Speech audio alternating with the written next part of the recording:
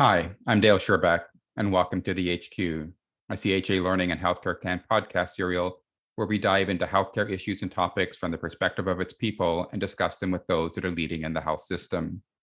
Together, we'll try to unpack these topics and learn what actions are being taken to innovatively solve them today. As we've been hearing since we began the HQ, our COVID-19 pandemic has impacted every aspect of our health system and its people. And where there has rightly been a lot of focus on the impacts to our care services, patients, residents, and our health professionals, we haven't yet discussed the impact it has had on our ability to learn and to teach. In an earlier episode of the HQ, during my conversation with Samantha Hamilton, we talked about the impact of the past few years on quality improvement. We discussed why that is so critical, because if learning isn't a priority, how will we learn from this pandemic and all the richness of adaptation and innovation we've experienced?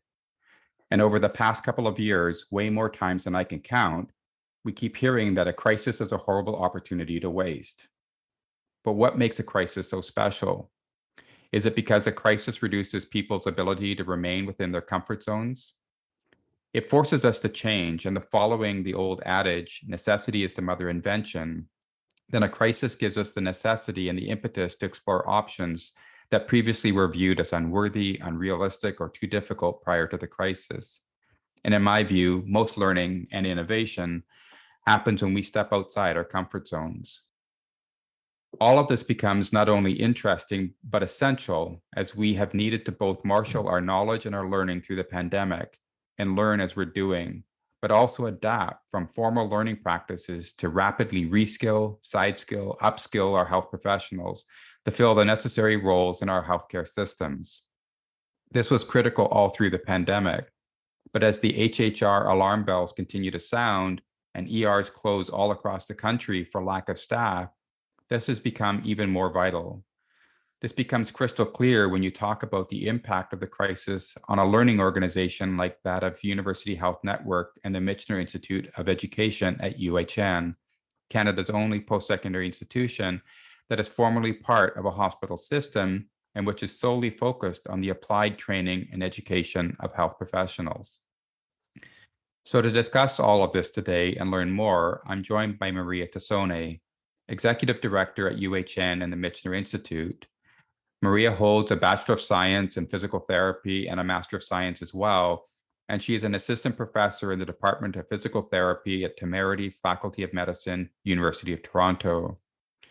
She is passionate about the interface between practice, education, and research, and leading change in complex systems. Her early scholarly work focused on how healthcare professionals learn and translate learning into practice.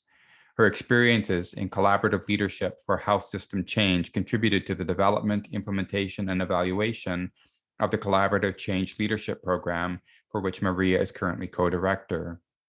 Over the course of her career, Maria has been recognized as a leader in innovation related to education and practice with the 3M Team Innovation Award and the Ontario Hospital Ted Freeman Award for Education Innovation.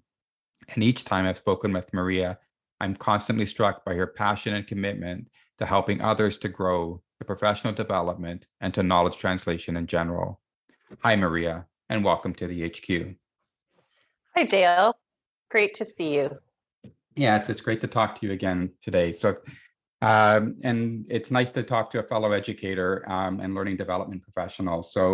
About something that certainly is, so integral to my identity and career. So first off, let me congratulate you and your team for earlier this year winning the 2021 Ted Freeman Award for Innovation in Education. Thank you. Yeah, it's exciting. So maybe that's a good place to start our conversation. Maybe you could tell me about the initiative for which you were recognized. Yes, it's incredible to think back now, just over, 2 and a bit years, right at the start of the pandemic, actually.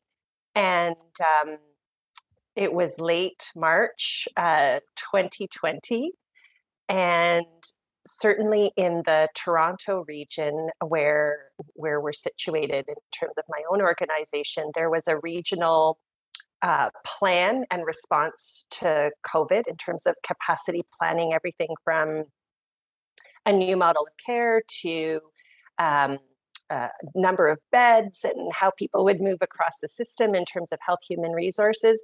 And what was wonderful at the time is that the group really quickly realized that if a new interprofessional model of care that really extended people's skills to the limits of their scope of practice was going to be put in place, then there needed to be an education strategy to go along with it, and really, really quickly. So I got a call from my boss and my CEO, and we were asked, and I'll come back to the we in a moment, in 10 days, so for an April 1st, 2020 launch, to develop and put in place an online platform that would support the redeployment of many different kinds of healthcare professionals in the Toronto region. And that was daunting. We were asked to not let perfect or great get in the way of good, and to think about, all those great principles of education, high quality, accessible, meaningful, relevant, accurate, obviously, but put something in place, as I said, for 10 days. And what we heard within days of that was that every region in Ontario was thinking about how would they get the appropriate learning in place to upskill folks to be able to move to different places where they'd either never practiced or hadn't practiced in a really long time. So for example, a nurse perhaps working in general internal medicine who might be redeployed to the intensive care unit to support the team there. So what quickly became, started as a regional effort, became a province-wide effort.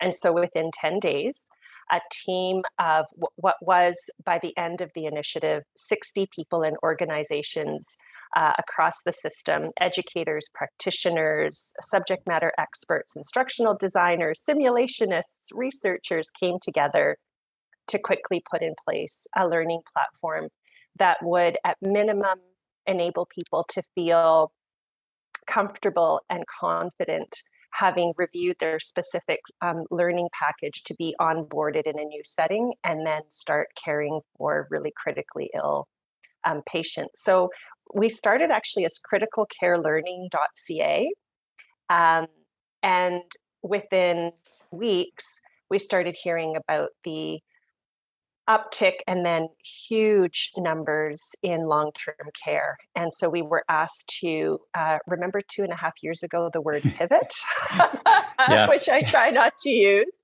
We were asked to pivot and do what we had done for the acute care hospital sector for long-term care. And so we did the same. We brought together the necessary people to be able to very, very quickly develop a long-term care stream of education. And you know what, since then, what we've done actually as a team is just continue to pay attention to what is emerging, what is the need, how do we need to adapt this platform that now has about 17,000 plus users to make sure that people have what they need. And so if you look at the site now, which is covidcarelearning.ca, you'll see packages of learning for individual professions, packages of learning for anyone on a team. So, packages related to wellness and resilience, to infection control, to ethics, bioethics, as well as streams not only in acute care and long-term care, but in community care, vaccination, and probably most recently, long COVID.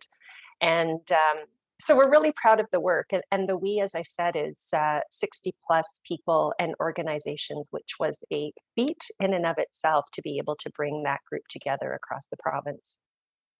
Wow. So did you get a lot of sleep over that period of time? I wish I could say I did. I probably slept well in the hours that I was sleeping. I will say the team was on hand, and it's not something I would ever want to repeat. Like, this part isn't anything to be proud of when I think about where we are now with the health human resource issues in our country and the need for people to, 3 other words being used a lot: rest and recover, particularly as we get to the end of summer.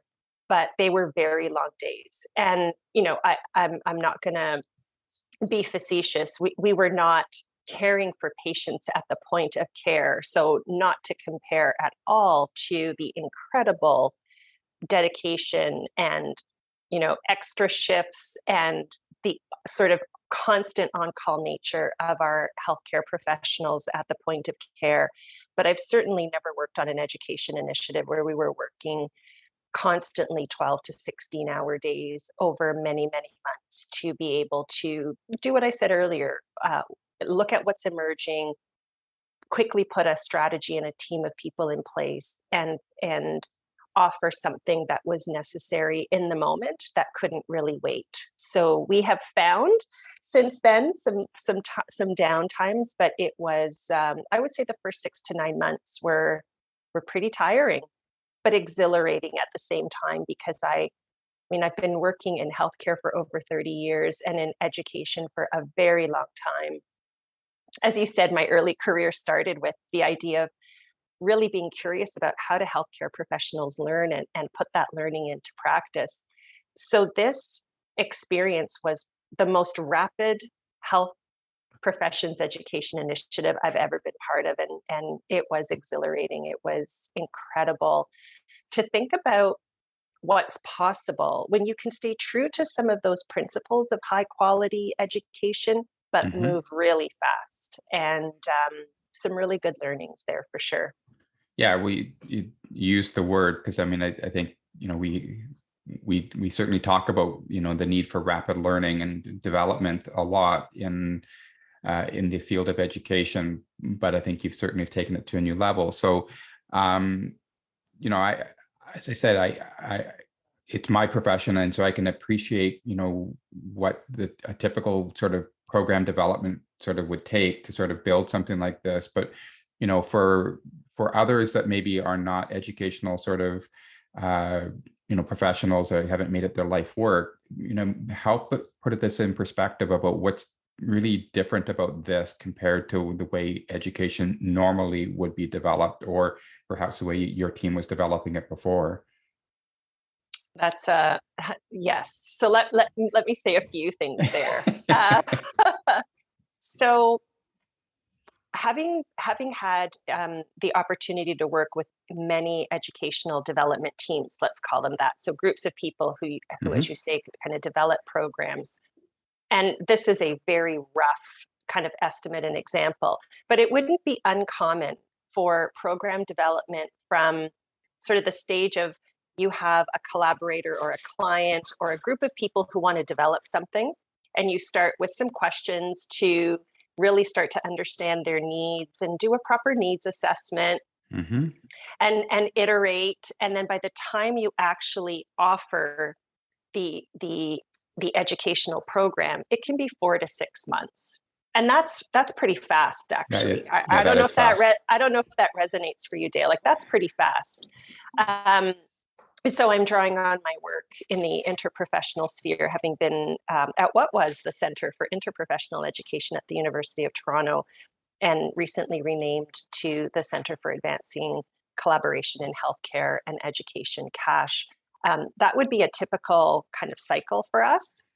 And then maybe moving over to the Michener Institute of Education at UHN, where we have a very robust continuing education team. It can take up to a year to develop a full, let's say, certificate program where you actually have Hmm. some kind of certificate or credential at the end. So 4 to 6 to 12 months, anywhere in there. So when you think about 10 days, like being charged with do it in 10 days, because as we all know, it couldn't wait. Um, that's kind of unheard of. And so, to the question of like, what did it take? What was different? I would say a couple of things. One, and I've been really interested in how you bust through silos or navigate through silos and hierarchy in healthcare and health professions education for a very long time. They just came down.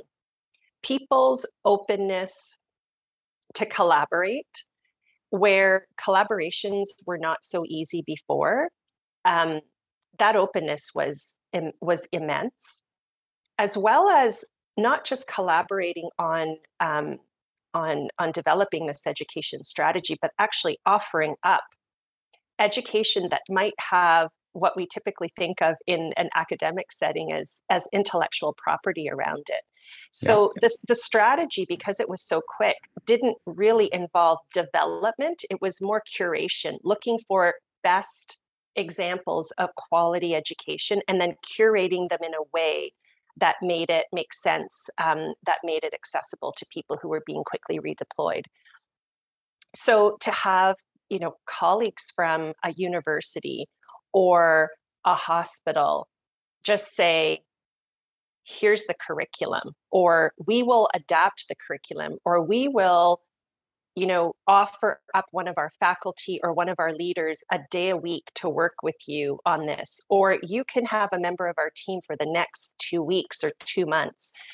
It was incredible to see those silos come down and for people not even to use the word intellectual property. I mean, anytime you're working with a new partner or collaborator on co-creating some kind of education, that's often one of the things that comes up first. Yes. Didn't even enter the conversation. Yeah. So Yeah, there's a shared purpose for sure. for sure. And I would also say just like a commitment to learn as we go. We embedded in all of we created a provincial task force, and that was really purposeful, not just in terms of having subject matter expertise, but we reached out to people who had their pulse on what was going on, both at the micro, meso, and macro level of healthcare organizations. So we could ask questions about like what's going on, what's needed. So that commitment to within each meeting, spending some time on what we framed as developmental evaluation, what's working, what's not, what's happening, how do we need to change what we're doing, both in terms of task and our process as a task force and team, was front and center. So really good principles, not just of education, but of collaboration and learning, like how do you do that quickly?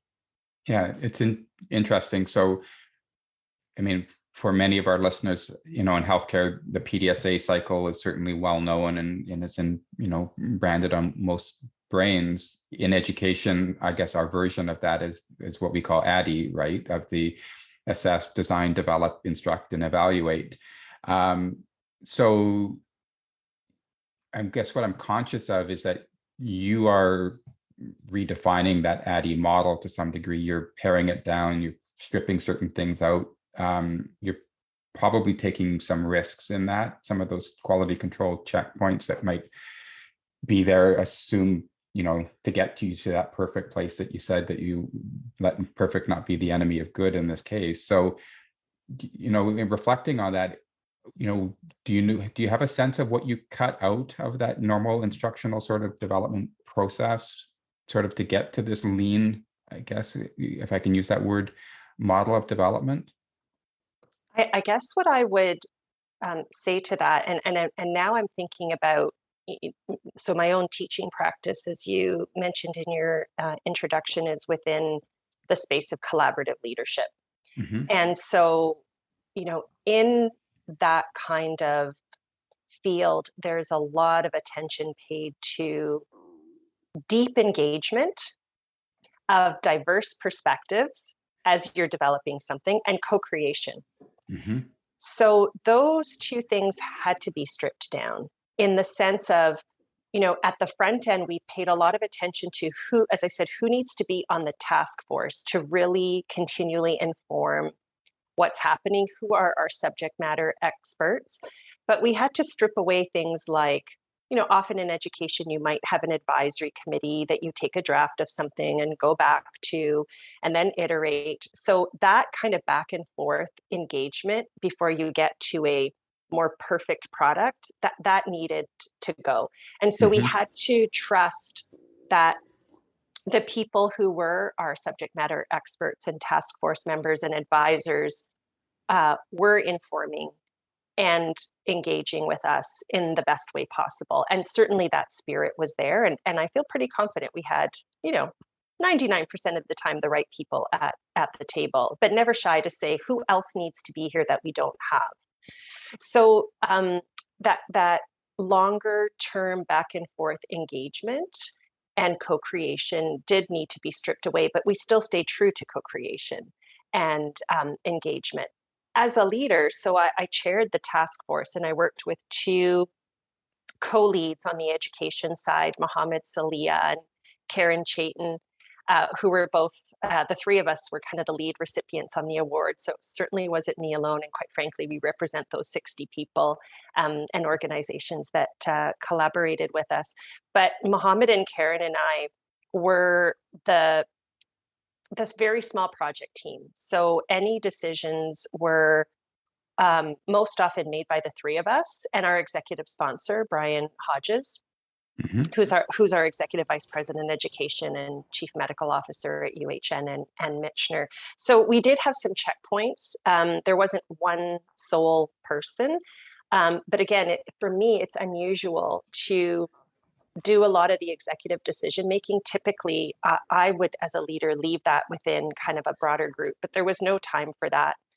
And because things were changing so quickly, like, okay, now can you do something for long-term care? That happened over a weekend with leaders within the Ministry of Health, conversations on a Saturday, Sunday, and a decision was needed on some things before we even got to our Monday task force meeting. And so I found myself as chair of that task force going into a meeting saying, now I would typically bring this to the group for discussion, but for these reasons, we did make an executive decision about how we would move forward with our education package for long-term care. So I found myself needing to make more decisions as a leader at times because of the pace, but really thinking about, I constantly ask myself that question, what does collaboration look like when we're moving fast? So again, try to keep those kinds of reflections and questions front of mind, recognizing that as I said right at the beginning of this question, we could not co-create and engage in the way that I would have wanted to in a regular development cycle. Yeah, it's fascinating, and I know I'm probably nerding out a little bit in this space, but I mean, I'm reflecting on the value of leadership in educational development in this space, and your own leadership and that of your team in this. I'm also reflecting on, I guess, the different capabilities or competencies that you and your team brought to this that maybe aren't necessarily normally reflected in terms of how we assemble education teams. And I'm, maybe that's a subject for another conversation, or some sort of, post-analysis of what it took to make this happen. But I do wonder if you might reflect on, like the people that you were working with were highly skilled and highly expert. I think probably not just SMEs in the typical sense. They were probably extraordinary people, and perhaps they even brought with them certain education skills and capabilities, which many subject matter experts in my experience don't bring. They are knowledgeable, they're technical experts, right? They're not necessarily expert in translating that into education. So I don't know, in terms of what I've just shared with you, would you reflect in terms of what it took, like specifically in terms of those skills, competencies, capabilities to make that happen, that we can learn from and maybe bring to other kinds of development projects? Oh, for sure. And two things come to mind. One is, I'm going to call it like the back office of education, which most often gets very little airtime, or you don't see it when you see amazing online learning in action. So one of the groups I didn't mention, I talked about instructional designers, but our digital education experts, to be able to do what we did in a short period of time. There was a whole digital infrastructure that needed to be built on a Moodle platform. I've learned a lot about these sorts of things and contracts with infrastructure engineers. And, so when I think about that, how lucky were we that we were embedded in a sizable organization such as the University Health Network, where those kinds of departments are pretty robust. And so we could beg, borrow, and steal people who understood education, but who had that digital background or expertise. So that's one group we heavily drew on.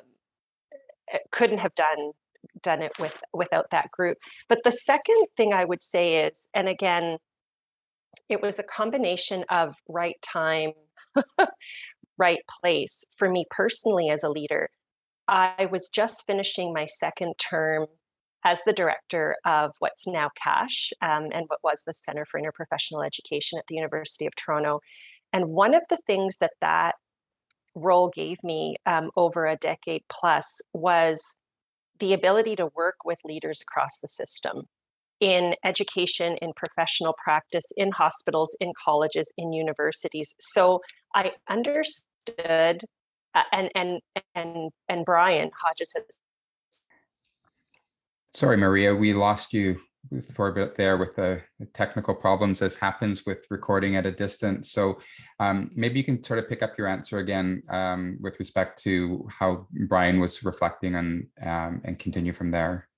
Yeah, so Brian was reflecting back to me that one of the things that was of huge value to this initiative during my time at the Center for Interprofessional Education at the time was this idea that we were working so closely with many hospital leaders in education, in professional practice, at the executive level of an organization, and we were working with other universities and colleges. So to be in a position where one understood how hospitals work, how different portfolios work, how academic organizations work, and then to think about who the people in those organizations might be to join our task force or who could be subject matter experts. We were just so lucky that we had a lot of those relationships already, given the mandate of the center. So I would say, what it takes as we now think about taking those learnings and applying it to other things is really understanding how healthcare systems work and health professions education systems work. There's value there because, as you know, and we've talked about in other conversations, there's still a lot of silos between education, practice, human resources and organizational development, quality portfolios. They're starting to work together, but not so much. And so I think what people might not see as visible in an initiative like this is really understanding how those different organizations are structured and where the educators are, because they're hidden all over the place. And so being quickly able to identify that was critical to this initiative. Yeah, and I know I was very, I guess, vocal in reflecting probably halfway through the pandemic in terms of what it was giving us, right, was this collaboration across all kinds of things, not just education. And that was certainly a gift of, how it brought people together to work together on, something that we didn't understand, we were all learning about. But I think you're certainly reflecting in terms of how that works in the context of education, because it's always a collaborative space anyways. But in this case, Yes. you're putting it in you're amping it up or putting it on steroids, I guess, if I can Yes. say. So maybe sort of building from that, and you, as you're talking about how things work within, the health system and how you bring these things together. So, I dare say it's probably still too soon to say what life after COVID is going to be like. I don't know if there's really ever going to be an after, but certainly, thinking about the work that you've done in your program and the innovations you've sparked over this, where do you see this emerging in the next phase or chapter or wherever that might be, as how we want to define it? Yeah, maybe a couple of things. One is I'm hearing the concept of developmental evaluation everywhere now. So, I mean, that's a concept we've been working with for over a decade in the evaluation space. And so, the idea that sometimes we don't do common sense things in healthcare and health professions education. You have a plan, and often in change management, you want to get from A to B in a particular way. And if you have to divert from that plan, you're course correcting because the philosophy is you've made some kind of a mistake. Right. At least that's the way I look at it. And so, I think about my son who finished a wonderful business degree a few years ago, and still a lot of the change models that they're learning about in business school, they're very linear. Hmm. And so, when I think about developmental evaluation and building in, as I was saying earlier, those questions of what's emerging, how do we need to adapt? How do we learn from what's changing and adapt is not typical of planned change. And so I think one of the things that I hope we retain in both healthcare and health professions education is this idea that we're not working in simple or even complicated systems. These are complex, adaptive systems, to take Hmm. from the leadership literature, that are meant to shift and change.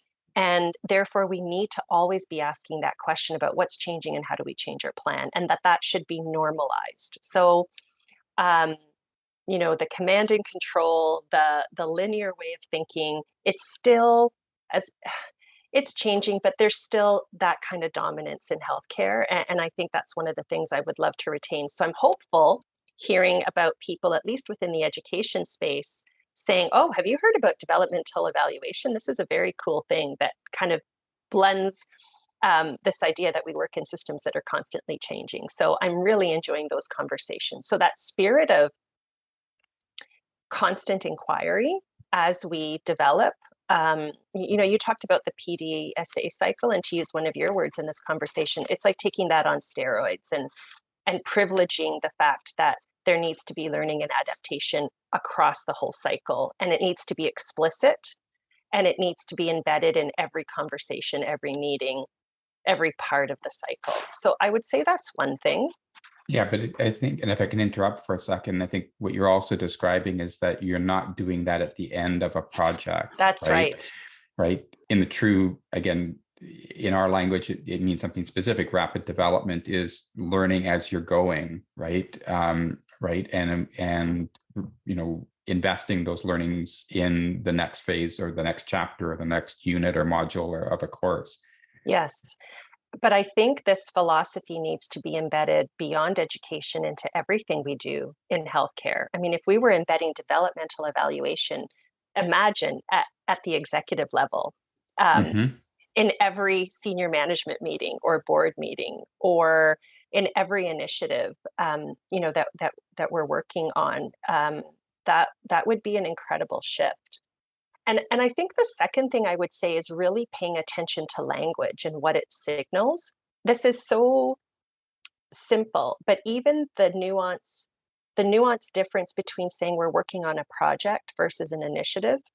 So a project to me signals there's a beginning and an end. Hmm. And so one of the things that we talked about from the get-go around covidcarelearning.ca is this is an initiative. We're not sure where it's going. And so initiatives generally don't have an end. They just morph and evolve. And maybe you have a sunset date, and maybe we'll get to a point where we say this platform is no longer needed, or we're actually in conversations now about how does it need to evolve. But using the word initiative, um, and sometimes my kids will tell me I focus too much on language, but language is powerful. And I'm a big believer um, of words create worlds. And so we did pay particular attention to the language we used around this particular initiative. Um, and I'd like to think that made a difference. So that's another learning from a leadership point of view. The third one I would say is, how do we ensure that the silos that opened stay Hmm. open? And I'm hopeful there too. I mean, if I draw on my own organization, conversations that are planned for the fall around, for example, leadership development, have medical affairs and education and professional practice and human resources, what we're now calling people and culture, at the same table. And not Hmm. all of those folks may have been at the table from the beginning. Um, so the notion of silos and collaboration, I think, is something that we need to retain. So those are three things that come to mind. Yeah, well, those are great reflections, and I think what I hear in that too is even that you're describing in perhaps other words and more pragmatically, right? But that the learning organization, right, in some respects, right, about because if you get out of the silos and you start to collaborate in a meaningful, more permanent way, right, then the organization can pivot, adapt, Yes. innovate, right? All of those special words, right? In real time, much more quickly. Yes, absolutely. Yeah. So yeah, drawing on a lot of the early work by Peter Senge for sure on learning organizations. The one thing I would lose from that metaphor is the concept of the organization as a brain. For Hmm. me, it's a little bit like there's the risk of it being a little bit mechanistic. And Yeah. so if we can figure out how to use 90% of the principles around learning organizations and recognize that organizations, as I said earlier, are complex and constantly adapting, then I think that's yeah, that is a great sort of framework to think about as we move beyond or into the next phase of COVID for sure. So thinking about that in maybe in the context of, you know, what is now taking over our preoccupation, right, around this health human resource crisis, right, the crisis of our people and the lack thereof. So and you talked a little bit about this around scope of practice, I think, at the very beginning. So um, where do you see the work that you're doing, you know, as we keep moving forward in applying those learnings and the lessons you've taken from this, as we try to tackle this other crisis that we're now finding ourselves within? That's a great question. And I feel in some ways like we're back in 2000, and I'm going to say somewhere between 2007 and 2009, so a while ago, when nationally the whole kind of discourse around interprofessional care, interprofessional education, team-based care, collaboration really resurfaced. Not that it was necessarily new, but it was really rooted in the idea that there was a need to work at one's own full scope of practice because we didn't have enough healthcare professionals across the system 15 years ago. Certainly not in the way we're experiencing now, but that movement nationally and provincially was, as I said, really anchored in the idea that scopes of practice were expanding, there were new professions, and we needed people to really use their unique gifts and skills to be able to work at full scope. And we're talking about the same thing now. Um, as we're at this, what are we, end of wave 7 of the pandemic, I think. I guess we can stop counting now.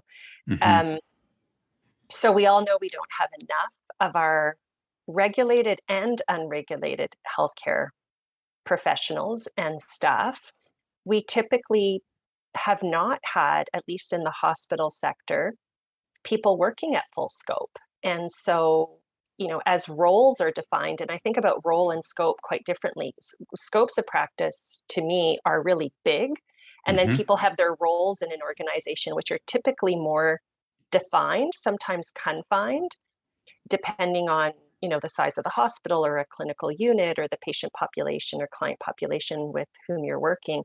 So now we're asking people to really work to their full scope because we don't have enough. And I think that's really exciting. People want to be able to offer, as I said, their unique gifts and skills to care. Um, but I think from a mindset point of view, we're going to need to, as leaders and as clinicians, be open to new members of teams joining us. Hmm. And not that they're new professions. So I think about, in particular, personal support workers.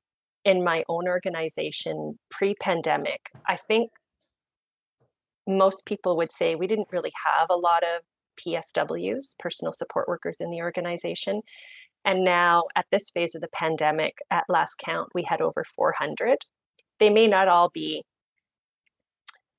PSWs in the sense of they all come with the same educational background or Yeah. experience, but in an acute care hospital that also has primary care and rehabilitation and complex continuing care, those are huge numbers.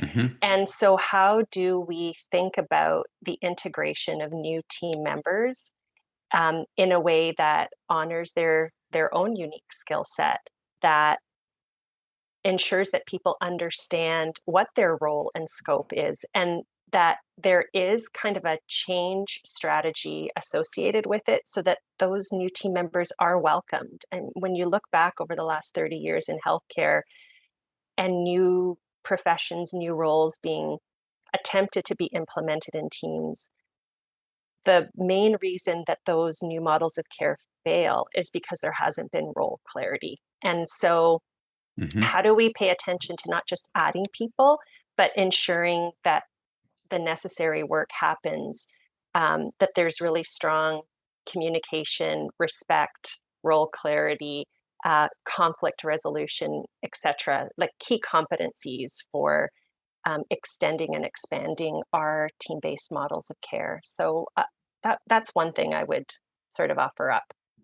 Yeah, and when I hear you describe that, and I guess I'm reflecting, it was a bit of an aha moment for me too, right? So at the beginning of the pandemic, I think as you're describing in the initial parts of your program, there was all this redeployment that was happening, which in other words, right, was expanding scopes of practice for people.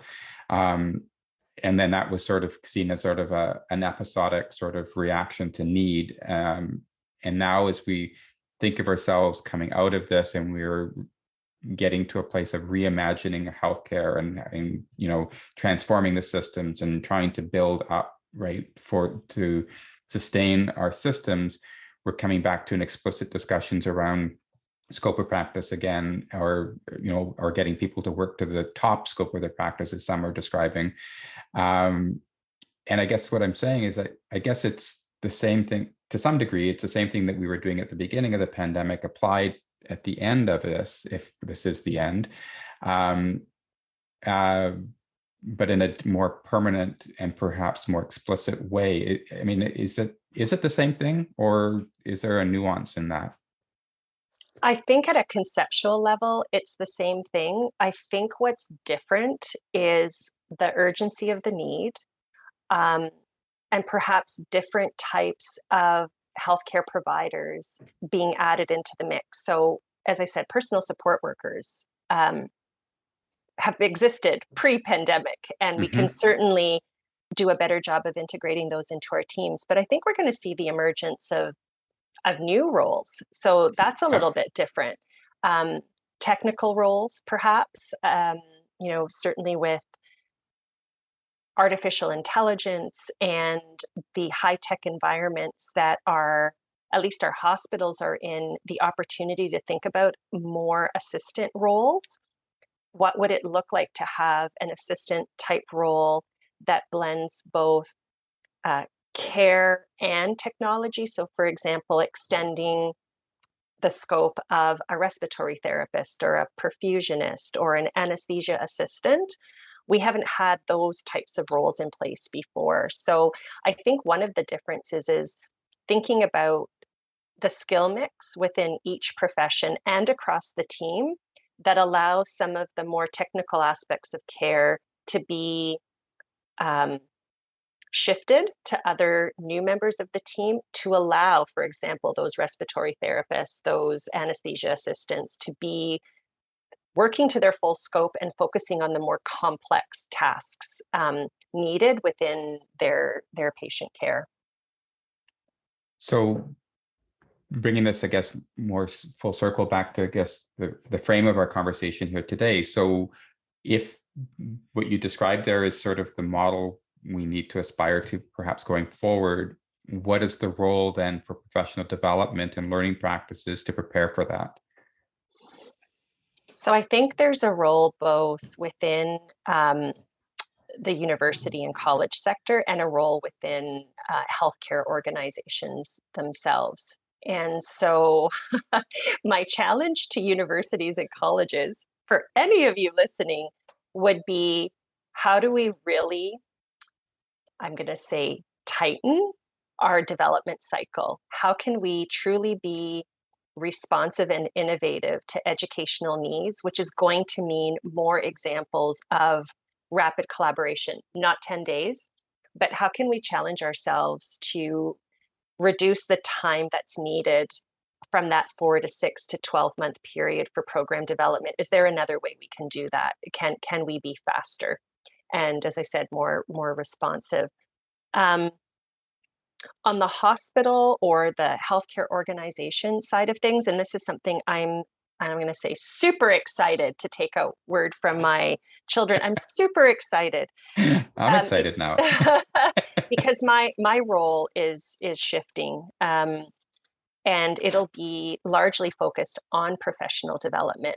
So I think one of the things that organizational leaders need to pay attention to, and this is a no-brainer because we're all doing it, is retention of the precious health human resources we have. So we're never going to add the number that we need in the short term. We can extend our team-based models of care, great. We can add new technical assistant roles, wonderful. Those programs are typically shorter than for our regulated healthcare professionals, but we need to do a darn good job keeping the people we have. And we know that's an issue, especially we're losing our nurses. I don't need to tell anybody on this podcast that, but what we're hearing from our own staff within my organization is one of the things that they're looking for as part of staying in the organization is a recommitment to their career growth, to their development. And so I'm excited that for me, my role is, it's going to be a facilitative one to work much more closely with our human resources folks and our professional practice folks to craft for us a first corporate-wide professional development strategy for the organization.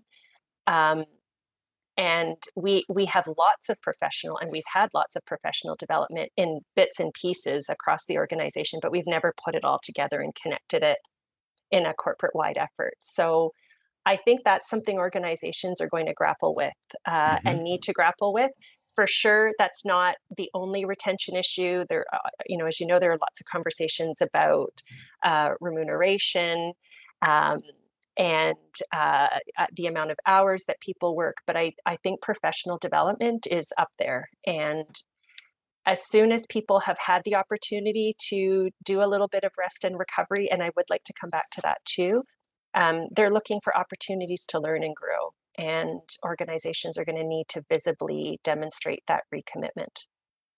Yeah, but I think what you're also saying, or what I'm hearing, is that sometimes doing something different is almost as good as a rest, right? In some respects, right? And that's not to diminish, right, the exhaustion and burnout of our folks, but moving somebody into a different role for a period of time, right, is a way to sort of also recuperate and recover perhaps as well, right? And I think what you're saying is that professional development is not just sort of the plumbing and the infrastructure of how we develop people, right, but as part of our strategic talent management, if that word is still relevant. Yes.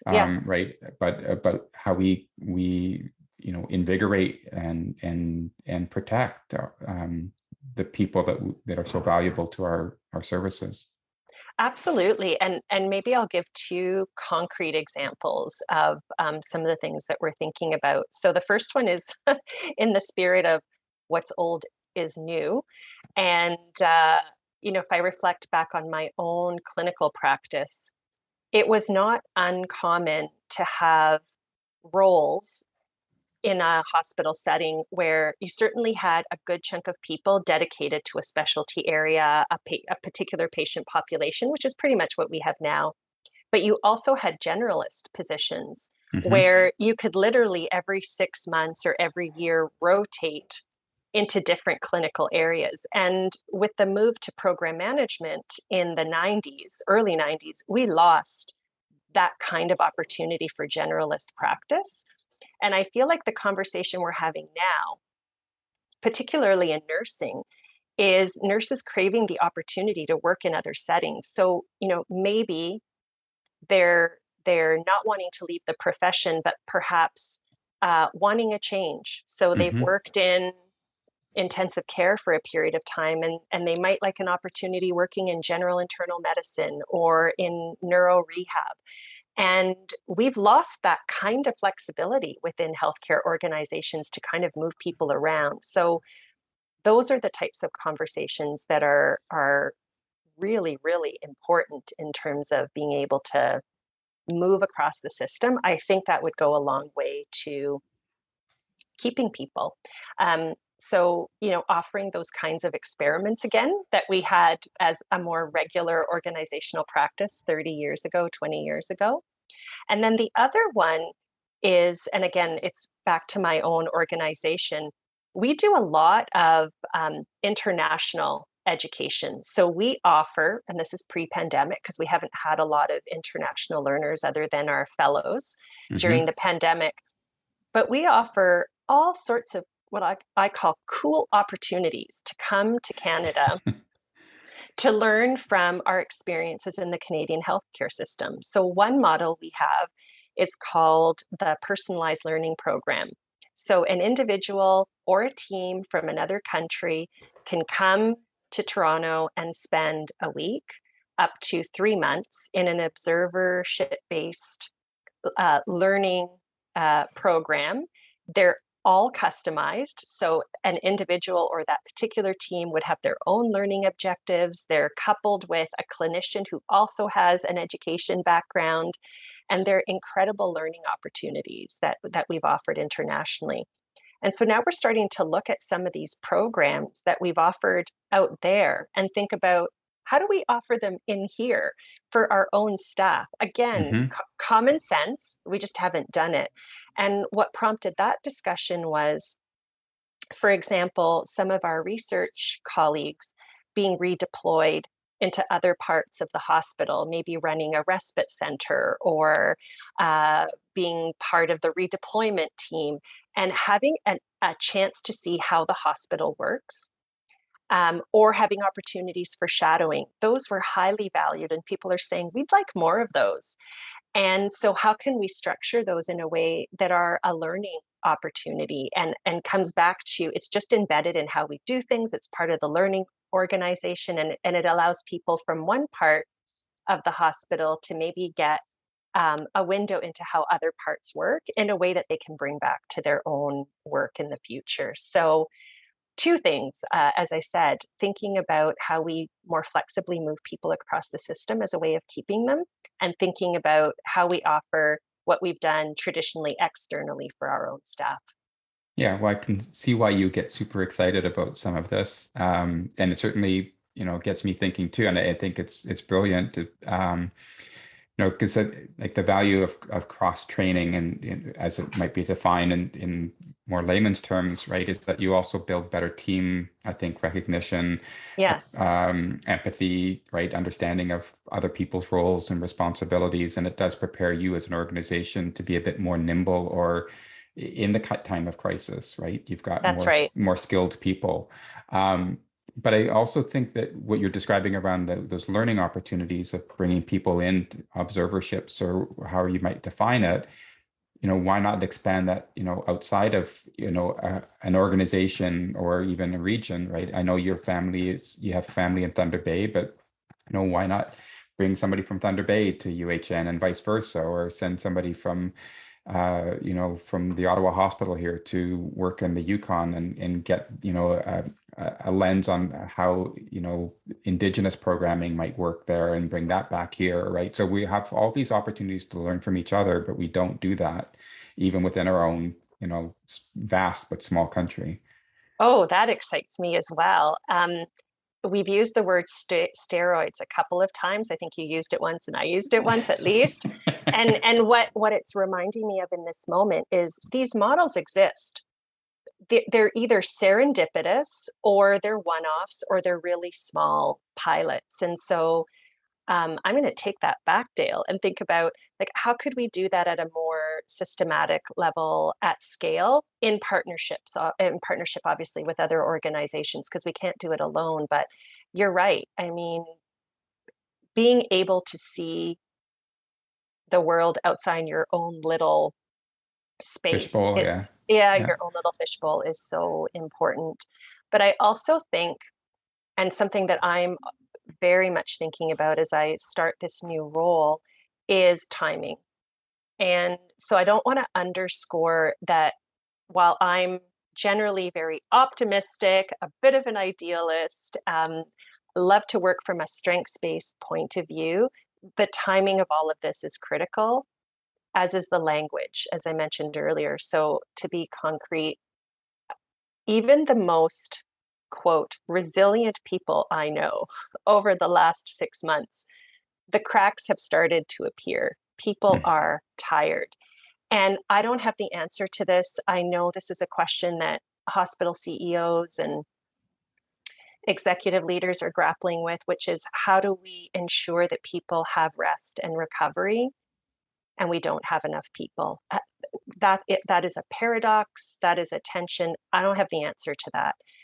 But we need to be, I think, mindful as we expand professional development offerings to ensure that they're really relevant to people's context. And in light of people needing that time for rest and recovery, I think we need to think more about educational models that are not the traditional certificates, courses, obviously face to face. There will be a time and place for that. There will be lots of opportunity for ongoing online learning, but how can it happen closer and closer to the point of care? So those are some of the things we need to think about. And I mentioned language again. Resilience has almost become a bad word. And so as we develop learning offerings, we need to be really, I think, mindful of what is the language that will really resonate for people, um, and meets them where they're at in terms of this phase of the pandemic when they really do need a bit of a break. So learning can be a bit of a break. It changes Mhm.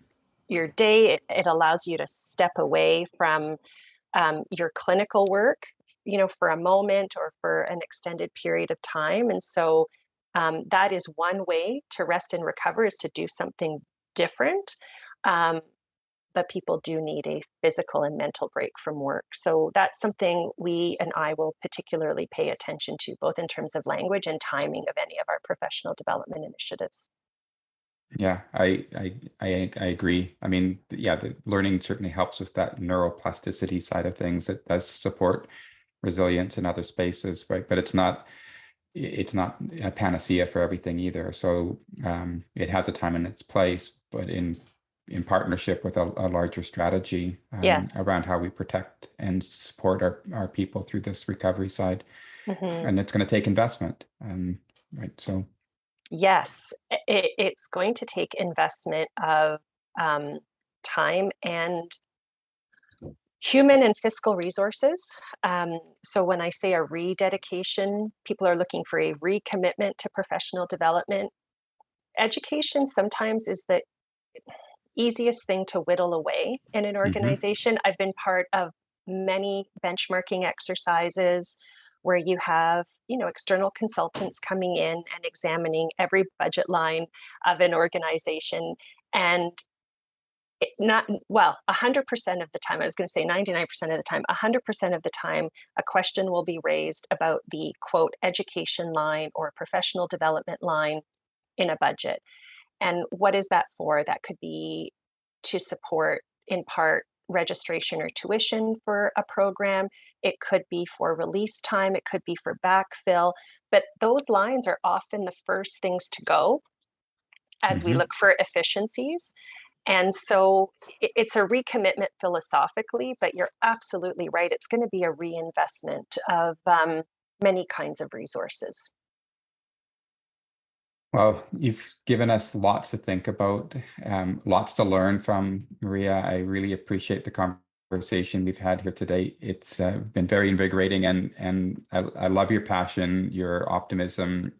You are a you personify a learning professional, in my view, because we all have to be passionate about the possibility to be able to dedicate ourselves to helping others to learn and to grow. And I think you do that in spades. So thank you for spending the time with us today to help others learn from this. And I do hope they take away from some of these conversations the lessons that they can take back to their own organizations.